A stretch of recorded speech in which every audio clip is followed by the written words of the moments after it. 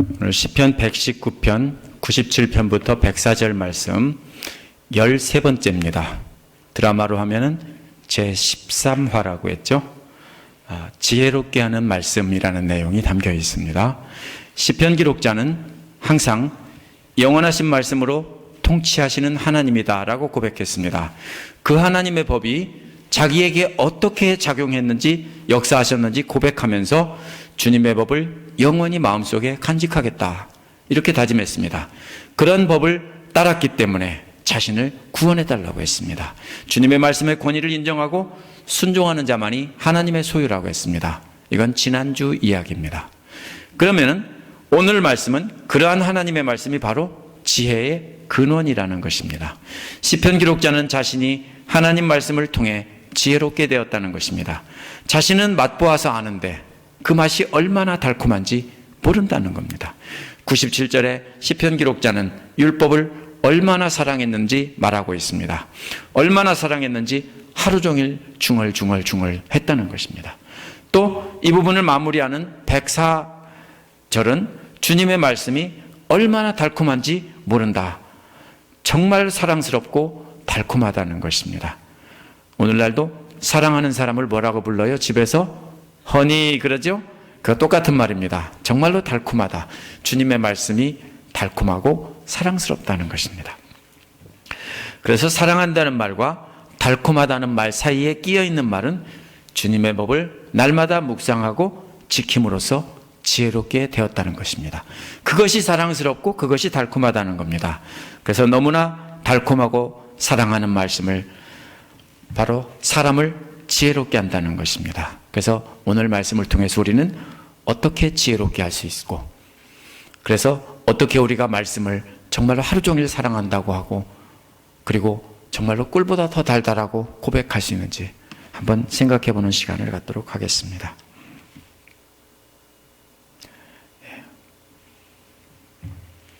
첫 번째로 98절에서 100절을 보면 지혜롭게 하는 말씀이 담겨져 있습니다.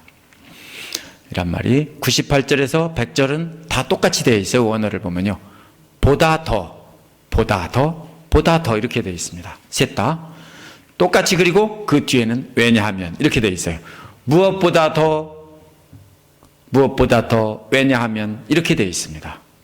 첫 번째 비교 대상이 뭐냐면요. 원수와 시편 기록자 자신입니다.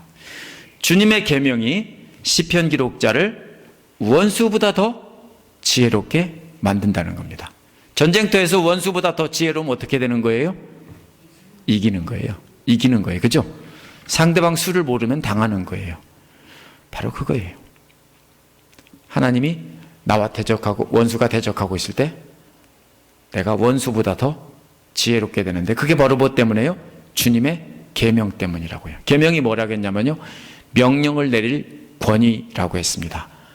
어떤 명령을 딱 내리면은 그 말씀을 존중하고 그 말씀이 중하다는 걸 느끼는 사람은 따르겠지만, 뭐라고 그래요? 개무시하는 사람은 그냥 지나치겠죠. 그럼 이 말이 무슨 말이에요? 주님의 계명이라는 말은 주님의 말씀의 권위를 인정하고 순종하는 자는 원수들을 이긴다는 것입니다.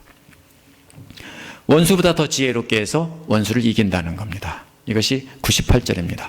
98절에 보면은 주님의 계명이 언제나 나와 함께 있음으로라는 말이 여기서는 앞에 나와 있는데 원어에는 뒤에 나와 있어요. 이런 말이에요.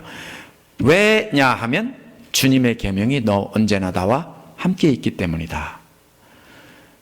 97절에서는 주님의 법을 온종일 중얼거리며 생각한다고 했는데, 그냥 단순히 생각하는 게 아니라 그분의 말씀의 권위를 인정하며 하루 종일 중얼거리기 때문이다. 이런 말입니다.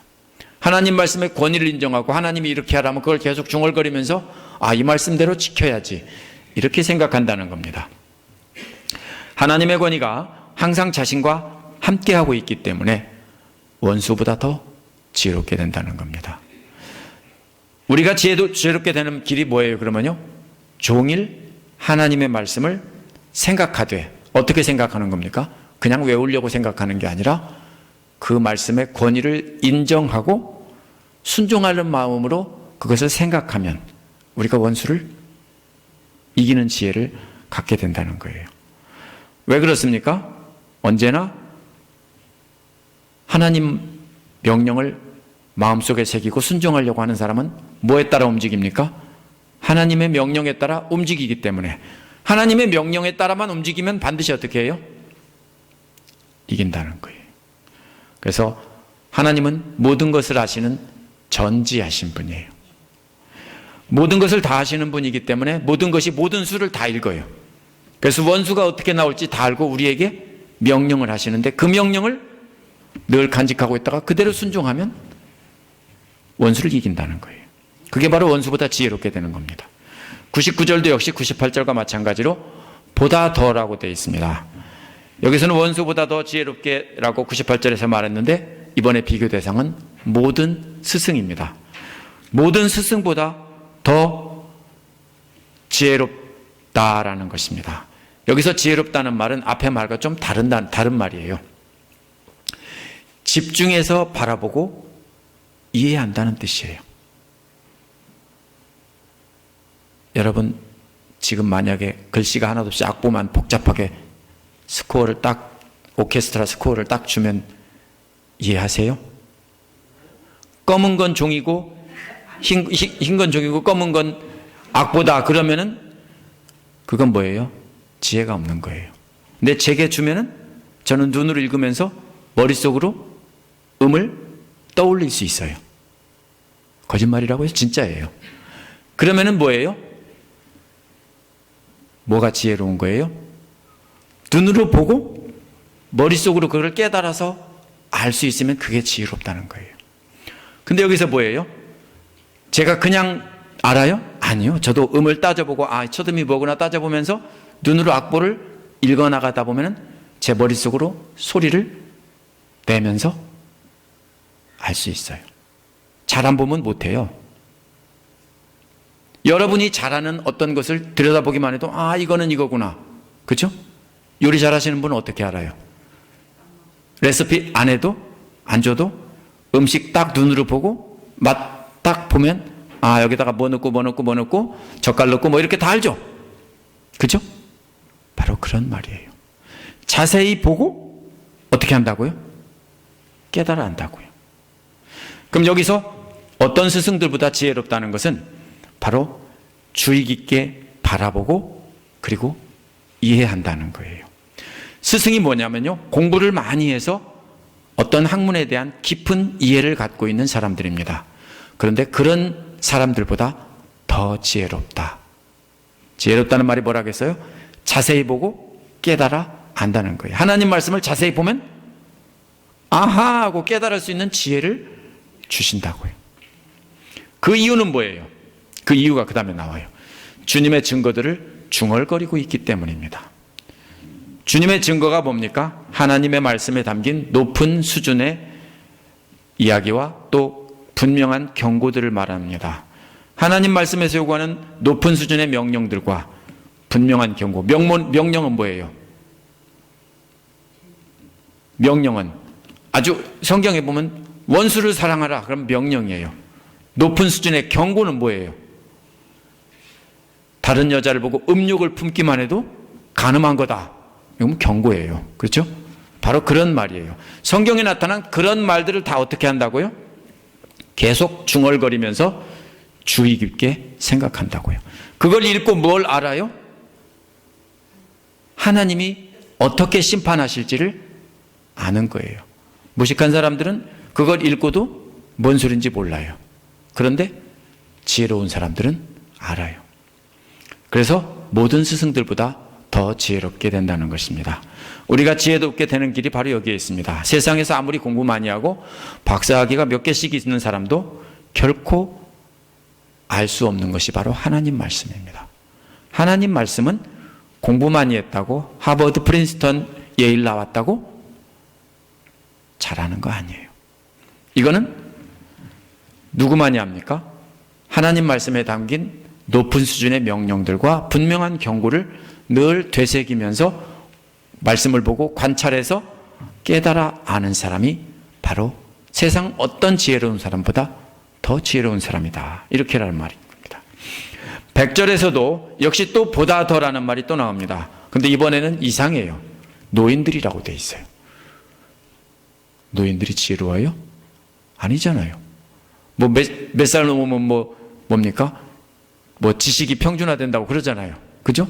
60살이에요? 70살이에요? 몇 살이 넘으면 뭐 지식이 평준화된다. 배운 사람이나 못 배운 사람 똑같아진다 그러잖아요. 맞잖아요.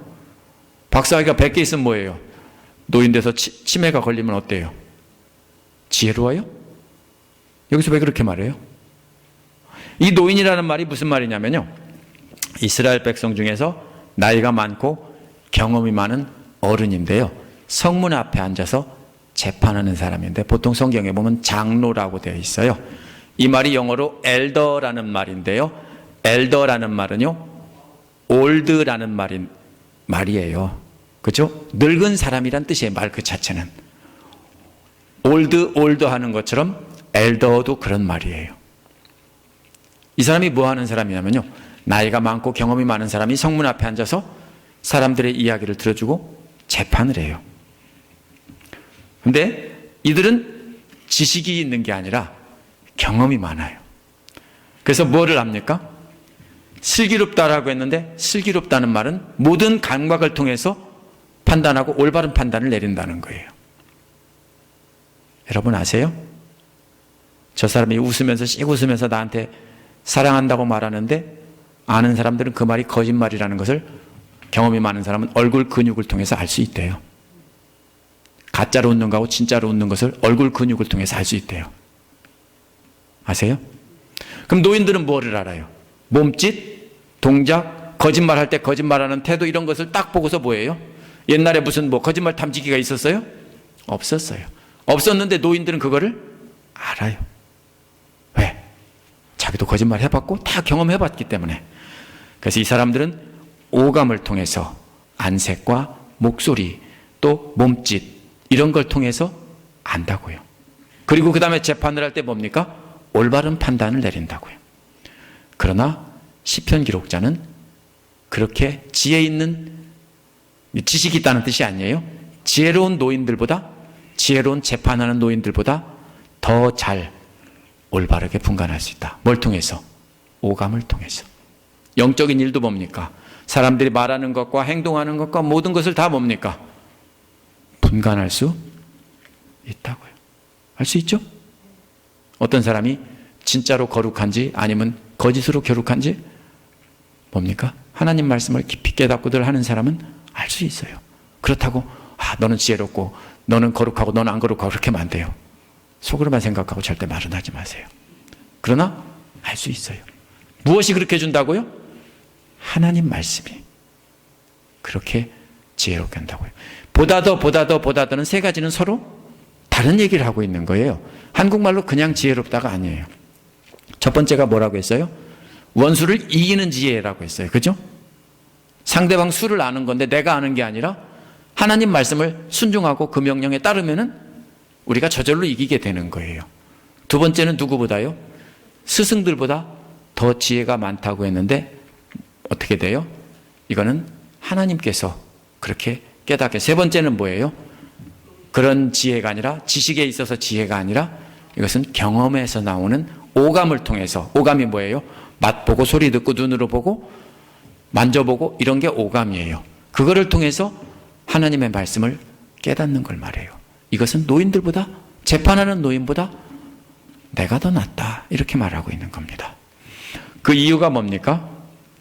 주님의 법도를 지켰기 때문입니다. 이렇게 말하고 있습니다. 법도라는 말은 목자가 양떼를 지키듯, 감독이 일하는 사람들을 지키듯, 또 뭡니까?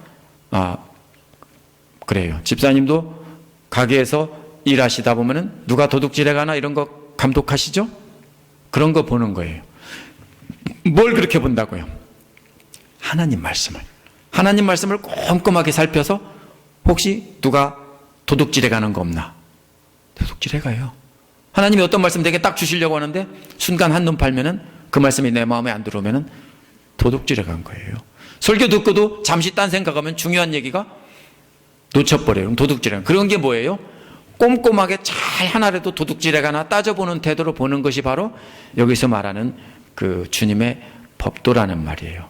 하나님 말씀을 하나하나 주의 깊게 보고 하나도 빠짐없이 빠진 것이 없는지 생각하며 자신의 행동을 지키는 것입니다. 그렇게 하기 때문에 자신이 재판하는 노인들보다 더 잘 판단한다고요. 경험이 없는데 어떻게 알아요? 하나님의 말씀을 주의 깊게 하나하나 따져가면서 그 말씀에 따라 행동하기 때문에 그런 경험 많은 노인들보다 내가 더 지혜로울 수 있다고요. 진짜예요. 경험이 많은 사람들만이 헛되다는 거 아는데 믿는 사람은 언제부터 알아요? 15살짜리도 헛되고 헛되다 알 수 있어요. 그렇죠? 바로 그런 소리예요. 두 번째로는 101절부터 102절에 나옵니다. 벗어나지 않게 하는 하나님 말씀이라는 내용이 나옵니다. 101절에는 모든 악한 길에서 내 발길을 돌렸다라고 했습니다. 발길을 돌렸다는 말은 발걸음을 완전히 끝마쳤다라는 말입니다. 이 말이 이를 마쳤다라는 데 쓰이고요. 물이 있을 때 물을 다 마셔버렸다 할 때 쓰이는 말입니다. 음식이 있으면 음식을 싹 먹어치웠다 이런 때 쓰는 말입니다. 그러면 발걸음을 다 먹어치웠다. 뭔 소리예요? 멈췄다. 안 움직인다 소리예요. 어디 앞에서? 악한 길이 앞에 딱 있는데 냉동이라는 말이에요. 안 간다고요. 딱 멈추고. 완전히 발걸음을 사용했기 때문에 이제는 더 이상 움직이지 않는다는 말입니다. 악한 길에서는 마치 에너지가 다 떨어진 것처럼 꼼짝도 하지 않는다는 겁니다. 배터리가 완전히 떨어진 것처럼 가만히 있는다는 겁니다. 무엇 때문에? 주의 말씀을 지키려고. 주의 말씀이란 하나님의 진리를 포함한 모든 하나님의 모든 말씀을 주의 말씀이라고 하는 겁니다. 주의 말씀을 지키기 위해서는 악한 길 앞에 딱 서면은 냉동, 얼음 이런다고요. 102절에는 또 주님의 규례에서 벗어나지 않았다라고 합니다. 규례라는 것은 하나님 말씀에 나타난 현명한 재판 기록을 말합니다. 구약 성경을 가만히 생각해 보세요. 사울은 망하고 다윗은 굉장히 고통당하고 사울은 잘 나가는 것 같지만 사울은 망하고 다윗은 성공하잖아요. 그죠? 그게 하나님의 현명한 재판 기록이에요. 그게 한 예가. 그러면 구약 성경 전체가 그런 얘기예요. 악한 자들이 고통을 받는 것 같지만 결국은 악한 자들은 승리하고 아니고 심판을 받고 또 의로운 자들이 고통을 받는 것 같지만 사실은 축복하신다는 거예요. 그게 구약 성경 전체의 내용이에요. 물론 때로는 악인이 잘 되는 것 같고 잘 나가는 것 같아요. 나는 열심히 하나님 믿는데 나는 이 모양 이 꼴인데 저 사람은 왜 저 모양 저 꼴이냐 이럴 때가 있어요. 그런데 결국은 악인들은 망한다는 거예요. 그리고 의인은 축복받는다는 것이 구약 성경의 말씀이에요. 따라서 시편 기록자는 하나님의 말씀에 나타난 이러한 현명한 재판 기록에 따라서 의인들의 축복의 길을 걷고 있는 것입니다.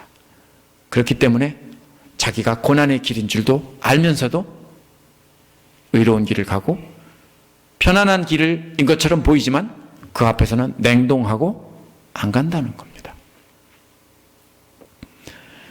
그래서 그러한 길에서 여기서 뭐라 하겠습니까? 그래서 절대로 벗어나지 않는다는 것입니다. 102절에서는 앞에서는 냉동된다고 했는데 여기서는 뭡니까? 벗어나지 않는다는 거예요. 뭐예요? 기차가 트랙 위에 레일 위를 달리고 있죠? 거기 벗어나서 기차 운전하는 사람이 여기 벗어나서 저쪽으로 한번 가봐야 되겠다. 갈 수 있어요? 못 가요. 벗어나면 가지도 않고 멈춰버려요. 이게 뭐예요? 벗어난다는 것은 정해진 길 위를 간다는 거예요. 하나님께서 정해진 그 트랙 위를 달리는데 그 트랙 위를 벗어나지 않는 거예요. 왜 안 벗어나요? 때로는 생각하면 그 길이 고난이고 힘들어요. 안 가고 싶어요. 그죠? 나만 겪는 슬픔이냐고 원망할 수도 있어요. 그래서 좀 더 편안한 길로 딴 길로 가고 싶어요. 그런데 지혜로운 사람은 안 벗어난다고요. 하나님께서 가라는 길이 고난의 길이라도 그냥 그 길로 간다고요. 바로 그 말이 102절입니다. 절대로 벗어나지 않습니다. 왜? 하나님께서 과거에 축복과 저주, 심판을 하신 기록이 분명히 있기 때문에 아는 겁니다. 그 이유는 주님께서 나를 가르쳐 주셨으므로 이 말인데요. 문자적인 뜻은 화살로 관역을 꿰뚫었다는 뜻입니다.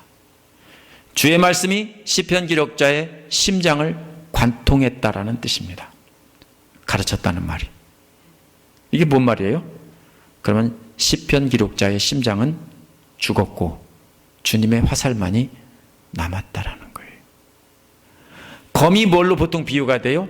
말씀으로 비유되는데 여기서도 저는 이 말에 담겨있는 주님의 화살이 관통했다는 말의 의미가 주님의 말씀이 내 마음을 관통해서 나는 죽었고 주님의 말씀인 화살만이 내 마음에 콱 박혀있다는 거예요. 그렇다면 시편 기록자의 심장은 죽었고 주님의 말씀만이 남아있는 것입니다. 그래서 주님의 말씀이 시편 기록자 자신을 관통해서 자신은 죽었고 자신의 심장 안에는 주님의 말씀만이 꽂혀 있다. 이제 이런 표현입니다. 그게 주님께서 나를 가르치셨다라는 말의 뜻입니다. 그래서 뭐가 없습니까? 자기 생각은 없고 주님께서 현명한 재판을 내린 판결을 내린 그 기록들만이 말씀들만이 내 마음에 남았어요. 내 생각이 있으면 어디로 가요? 편한 길 쉬운 길로 가고 싶어요. 그렇죠? 저도 그렇게 가고 싶어요. 편한 길 쉬운 길을 가고 싶어요. 그런데 주님께서 너는 그 길을 그냥 가거라 라고 하니까 그냥 가는 거예요. 여러분도 마찬가지예요. 편한 길로 가고 싶어요. 그죠? 쉬운 길로 가고 싶은데 주님께서 내 은혜가 되게 족하다. 그냥 그 길로 가라 하니까 가는 거예요. 왜? 구약 성경 보니까 대부분 사람들은 다 다윗이 고통받는 얘기만 잔뜩 나오고 성공해서 잘된 얘기는 조금밖에 안 나와요. 다 고난에 대한 기록이에요. 그렇지만 대부분 다 하나님께서 축복해 주셨고 잘 나가는 것 같지만 망했다고요. 여기서 뭐예요? 두 번째 얘기는 나쁜 길에는 냉동됐고 옳은 길은 힘들어도 그냥 그 길을 트랙 따라 그대로 갔다는 거예요. 우리가 그렇게 살아야 돼요. 그 트랙이 뭐예요? 바로 하나님 말씀이에요. 하나님의 말씀이 지시하는 그 길을 그대로 따라서 가면서 악한 길이면 아무리 잘 될 것 같아도 아무리 편한 길이라도 딱 멈추는 거예요. 세 번째로는 103절과 104절인데요. 시편 기록자가 지금까지 말한 것을 요약한 것입니다. 근데 요약한 말이 참 재미있습니다. 103절은 98절과 똑같이 얼마나 라는 말로 시작합니다. 98절도 얼마나 사랑하는지 그랬는데 여기서도 얼마나 더 달콤한지 이렇게 해서 앞과 뒤 사이에서 얼마나 사랑스러운지 얼마나 달콤한지 이렇게 해서 뭐에 비교합니까? 사랑하는 연인에 비유하고 꿀에 비유합니다. 달콤하다는 말은요 원래 이 말은 매끄럽다는 말이에요. 꿀이 매끄럽죠? 꿀 한 방울 집어서 이렇게 보면 미끈미끈하죠? 한참 물로 씻어야 닦여지죠? 매끄럽다는 말이에요. 꿀 같은 거 달콤한다 이런 말입니다. 얼마나 사랑스러운지 꿀보다 더 매끄럽고 달콤하다 이런 말입니다. 이 말이 무슨 말입니까? 98절부터 100절에 나오는 지혜롭게 하는 하나님 말씀이 꿀보다 더 달콤하다라고 한마디로 요약한 것입니다. 103절은 98절에서 100절까지 앞부분을 지혜의 말씀이 나오는 걸 요약한 겁니다. 그 다음에 104절은 주님의 법도를 통해서 슬기로워진다고 했는데 주님의 법도란 감독자가 살피듯 꼼꼼하게 살핀다라는 말이라고 앞에서 그랬습니다. 슬기로워진다는 것은 오감을 통해서 안다라고 했습니다. 그래서 달콤한 말씀으로 지혜로워졌다면 그 다음에는 뭘 해야 되냐면 우리에게 나타나는 현상을 꼼꼼히 살피면서 오감을 통해 살피면서 어떻게 해야 됩니까? 올바른 길로 행동해야 되는 겁니다. 따라서 104절은 101절 102절에 행동하는 것에 대한 것을 요약한 말입니다. 어떻게 지킬 것인가? 이해되세요? 98절에서 100절은 어떻게 하면 지혜로워지는가? 이렇게 하나님 말씀이 달콤하다. 그런데 104절은 어떻게 지킬 것인가? 를 요약한 것입니다. 말씀을 통해 지혜롭게 되었다면 그 다음에는 지혜로운 말씀을 꼼꼼히 살펴서 거짓된 길은 미워하고 가지 않아야 되고 주님께서 지시한 그 길로 행하며 가야 하는 것입니다. 그것이 바로 이 104절 말씀입니다. 그러면 오늘 말씀을 한번 전체를 생각해 보면요, 하나님 말씀을 항상 중얼거리기 때문에 자신이 말씀이 자기에게 항상 있으니까 원수들보다 더 지혜롭다라는 겁니다. 왜? 하나님 말씀 내가 마음속에 항상 갖고 있고 잊어버리지 않고 있으면 하나님의 말씀이 나를 지시하니까 그걸 따라 움직이니까 원수들의 계략을 우리가 뛰어넘을 수 있다는 겁니다. 또 하나님 말씀을 주의 깊게 집중해서 바라보고, 아까 뭐라 했습니까? 자세히 본다고 했죠. 제가 악보를 이해한다고 했죠. 이렇게 볼 줄 알기 때문에, 꼼꼼하게 살펴서 이해할 줄 알기 때문에 지혜로운 스승보다 더 지혜롭다고 했습니다. 또 주님의 법도를 오감을 통해서 판단하기 때문에 성문에서 재판하는 노인들보다 더 올바른 판단을 할 수 있다는 겁니다. 결론이 뭡니까? 하나님 말씀을 기억하고 관찰하고 오감을 통해서 우리가 깨달아서 삶에 적용하며 우리가 살아야 된다는 것입니다. 따라서 하나님 말씀을 단순히 얼마나 날마다 묵상하고 깨달아 알고 지혜롭게 되는 걸로만 끝나면은 아무것도 아닙니다.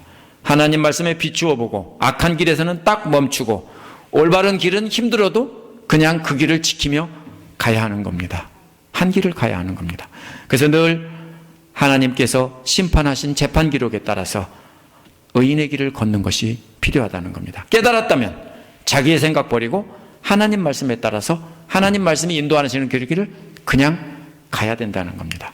신약 성경의 기록자들도 시편 기록자와 똑같은 주장을 했습니다. 야고보가 뭐라고 했습니까? 행함이 없는 믿음은 죽은 믿음이다.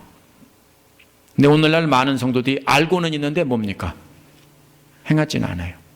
원수까지 사랑하라는데 원수는 미워하잖아요.